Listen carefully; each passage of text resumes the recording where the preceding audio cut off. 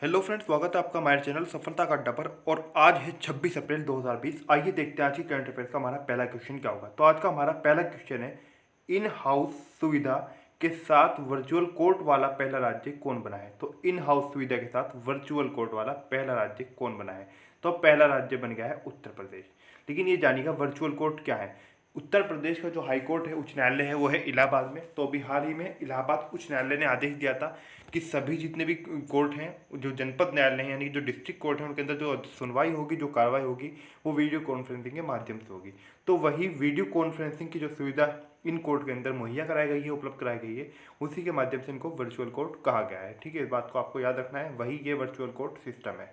तो उत्तर प्रदेश के अंदर उत्तर प्रदेश के अंदर ये जो सुविधा है वो लागू हुई है, ये सिस्टम लागू हुआ है। उत्तर प्रदेश ये पहला राज्य बन गया है वर्चुअल कोर्ट वाला। इस बात को आपको याद रखना है। कौन बन गया है? उत्तर प्रदेश। अब बात उत्तर प्रदेश की है। उत्तर प्रदेश की बात करें तो यहाँ की राजधानी लखनऊ है। अब लखनऊ से दो क्वेश्चन अधिकतर उत्तर प्रदेश की परीक्षाओं के अंदर पूछे जाते हैं, और अलग से भी क्वेश्चन उत्तर प्रदेश से बाहर की परीक्षाओं के अंदर भी ये क्वेश्चन पूछ लिए जाते हैं। अगर पूछ लिया जाए कि नवाबों का शहर किसे कहा जाता है, तो नवाबों का शहर लखनऊ को कहा जाता है। एक और क्वेश्चन पूछा जाता है कि लखनऊ किस नदी के किनारे स्थित है।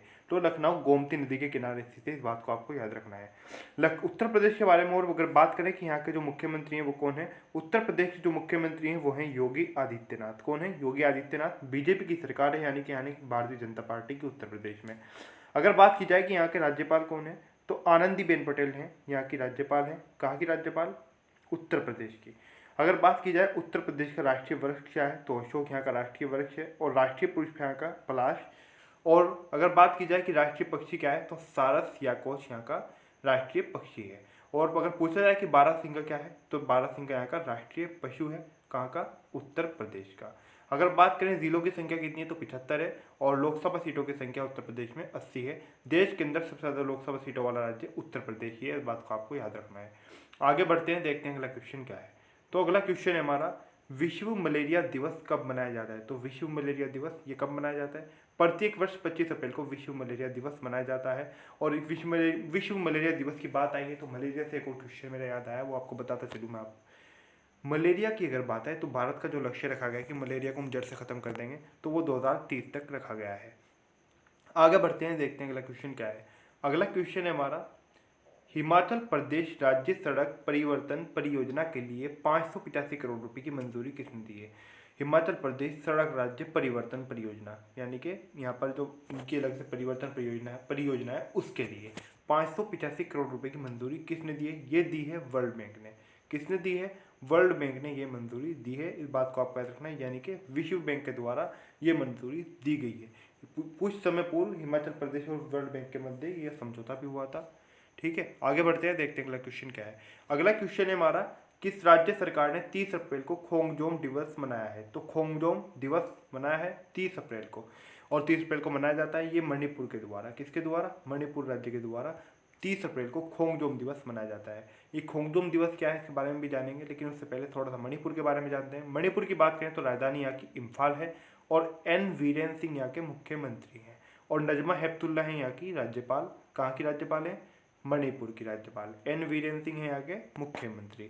अगर बात करें खोंगजोम दिवस क्यों मनाया जाता है, तो जिस समय हमारा देश अंग्रेजों का गुलाम था, तो प्रत्येक जो हमारा देश जो विभिन्न रियासतों के अंदर बटा हुआ था, तो प्रत्येक राज्य के अंदर, प्रत्येक रियासत के अंदर जिस प्रकार से युद्ध चलते थे, उसी प्रकार से यहाँ पर भी युद्ध हो रहा था। और इसीलिए जो खोंगजोम दिवस जो है, एंग्लो मणिपुरी युद्ध हुआ था उस समय, 1891 के युद्ध नायकों को श्रद्धांजलि देने के लिए मनाया जाता है। हालांकि उस युद्ध के अंदर अंग्रेज जीत गए थे, क्योंकि हमारे पास हथियार नहीं थे, यानी कि जो उस समय के जो हमारी तरफ से, यानी कि जो भारत की जो तरफ से लड़ रहे थे, अंग्रेजों के पास काफ़ी जो आधुनिक हथियार थे, तो अंग्रेज जीत गए थे। लेकिन जो युद्ध नायक थे, जिन्होंने बलिदान दिया अपना, जो लड़े, उनके लिए ये प्रत्येक वर्ष 1891 के जो युद्ध नायक थे उनके लिए ये खोंगजोम दिवस मनाया जाता है। आगे बढ़ते हैं, देखते हैं अगला क्वेश्चन क्या है हमारा। अगला क्वेश्चन है हमारा, कोरोना संकट से निपटने के लिए आईएमएफ ने किस देश को 1.39 बिलियन डॉलर का आपातकालीन ऋण दिया है।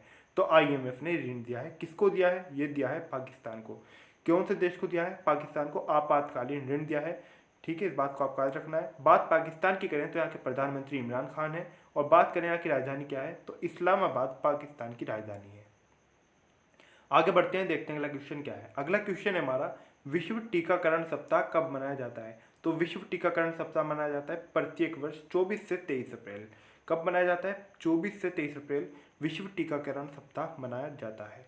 आगे बढ़ते हैं, देखते हैं अगला क्वेश्चन क्या है हमारा। अगला क्वेश्चन है हमारा, भारत की पहली mobile virology diagnostic and research laboratory का उद्घाटन कहाँ पर हुआ है? भारत की प्रथम, देश की, ठीक है, इस बात को आपको याद रखना है। Mobile virology diagnostic and research laboratory का उद्घाटन कहाँ हुआ है?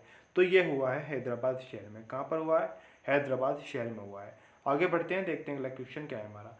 अगला क्वेश्चन है हमारा, कोविड-19 की जानकारी के लिए वॉश करो ऐप किसने विकसित किया है? तो ये ऐप विकसित किया है आईआईटी दिल्ली ने। किसने किया है? आईआईटी दिल्ली ने। और इस ऐप का जो संबंध माना जाता है, यानी कि जिस प्रकार से काम कर रहा है, तो ये वो के यानी कि जो गाइडलाइन है उसके अनुसार ये काम कर रहा है। आगे बढ़ते हैं, देखते हैं अगला क्वेश्चन क्या है हमारा। अगला क्वेश्चन है हमारा, संपर्क दीदी मोबाइल ऐप किसने लॉन्च किया है? तो संपर्क दीदी के नाम से एक मोबाइल ऐप लॉन्च किया गया है। ये किसके द्वारा किया गया है और क्यों किया गया है?